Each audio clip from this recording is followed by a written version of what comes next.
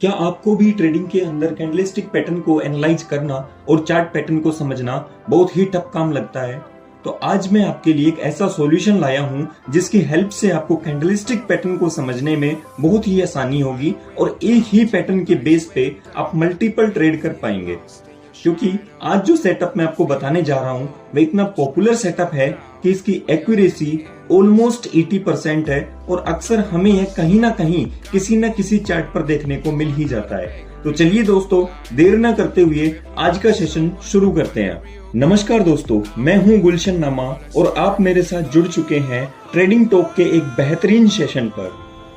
तो गाइज, आज जिस कैंडलस्टिक पैटर्न की हम बात करने वाले हैं उसका नाम है हैमर कैंडलस्टिक पैटर्न। जैसा कि नाम से ही आपको पता चल रहा है कि इस कैंडलस्टिक पैटर्न में हथौड़ी की तरह जो विक होती है वह काफी लंबी होती है और जो बॉडी होती है वो काफी छोटे साइज की होती है। अब सबसे पहले हम यह जानते हैं कि हैमर कैंडल का फॉर्मेशन होता किस तरह से है।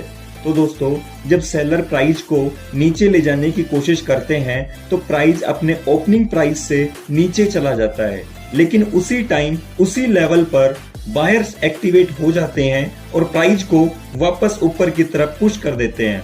तो हैमर कैंडलस्टिक पैटर्न का फॉर्मेशन होता है जो कि एक बुलिश सिग्नल होता है प्राइस के रिवर्सल के लिए। हैमर कैंडल चाहे ग्रीन फॉर्मेशन में बने या फिर रेड फॉर्मेशन में बने, दोनों ही बुलिश होते हैं।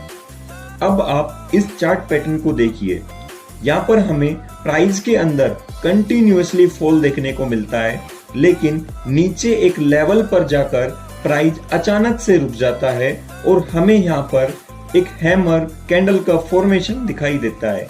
और हम देखते हैं कि जैसे ही हैमर कैंडल का फॉर्मेशन होता है प्राइस वहीं से रिवर्ट कर जाता है और प्राइस के अंदर एक शानदार रिकवरी देखने को मिलती है। तो दोस्तों, अभी तक हमने ये जान लिया कि हैमर कैंडल किस तरीके से आइडेंटिफाई की जाती है, हैमर कैंडल का फॉर्मेशन किस तरह से होता है। अब हम यह जानेंगे कि इस कैंडलस्टिक पैटर्न के बेस पर हम अपना ट्रेड एग्जीक्यूट किस तरह से कर सकते हैं। तो दोस्तों, प्राइस रिवर्सल की कंफर्मेशन के लिए हैमर कैंडल के फॉर्मेशन के बाद हमें नेक्स्ट कैंडल का वेट करना पड़ेगा, क्योंकि हैमर को ट्रेड करने का सबसे बेस्ट तरीका होता है कि जब प्राइस हैमर कैंडल को क्रॉस करे तब उसके ऊपरी लेवल पर हम अपना ट्रेड एग्जीक्यूट करें, क्योंकि यह डबल कंफर्मेशन होगा कि इस पर्टिकुलर प्राइस के अंदर जो हमें बाइंग देखने को मिली है वह रियल बाइंग है और बायर्स प्राइस को एक्चुअल में ऊपर ले जाना चाहते हैं।